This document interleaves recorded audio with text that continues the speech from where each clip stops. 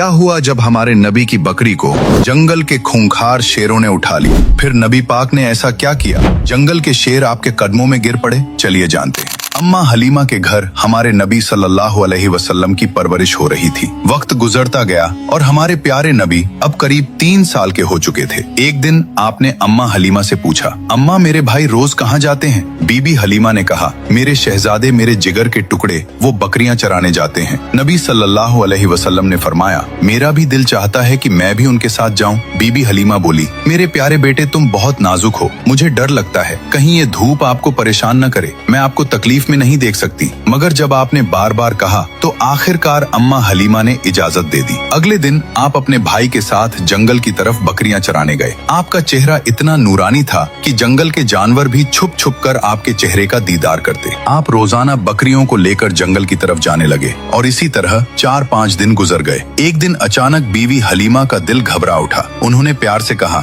मेरे लाडले, आज के बाद तुम बकरियां चराने नहीं जाओगे, मेरा दिल गवाही नहीं देता। उसी पल उनका एक बेटा दौड़ता हुआ आया और रोते रोते बोला, अम्मा हमारी एक बकरी को जंगल का बड़ा शेर उठा ले गया। ये सुनते ही बीबी हलीमा की आंखें भर आईं। तो नन्हे मोहम्मद सल्लल्लाहु अलैहि वसल्लम ने कहा, अम्मा आप रोइए मत, मैं अभी जाता हूँ और बकरी वापस ले आता हूँ। बीबी हलीमा घबरा कर बोली, बेटा तुम अभी छोटे हो, वो शेर बहुत डरावना है, अब तक बकरी को खा चुका होगा। लेकिन आपने पूरे यकीन के साथ कहा, जब मोहम्मद उससे मांगेगा तो वो इनकार नहीं करेगा। इसके बाद आप अम्मा हलीमा को साथ लेकर जंगल की तरफ चले। जंगल के बीच खड़े होकर आपने आवाज दी, ए जंगल के शेर, मेरी अम्मा की बकरी लौटा दो। कुछ ही लम्हों में झाड़ियों से 2-3 ताकतवर शेर निकले बकरी को साथ लिए हुए और आकर हुजूर सल्लल्लाहु अलैहि वसल्लम के कदमों में बैठ गए। आपने फरमाया, क्या तुम्हें मालूम नहीं कि यह मेरी अम्मा की बकरी है? फिर तुमने इसे क्यों उठाया? शेरों ने अदब से जवाब दिया, ए अल्लाह के महबूब, जब आप यहाँ आते थे हम छुप कर आपके चेहरे की रोशनी देखते थे। ऐसा हुस्न हमने कभी न देखा। जब 3 दिन तक आपका दीदार न हुआ तो हम बेचैन हो गए, तो हमने बकरी को बहाना बनाया। नबी सल्लल्लाहु अलैहि वसल्लम ने शेरों को प्यार भरी निगाह से देखा, बकरी ली और अम्मा के साथ घर लौट आए। ये है मेरे नबी की शान, जहाँ इंसान तो छोड़ो जानवर भी आपसे मोहब्बत करते हैं।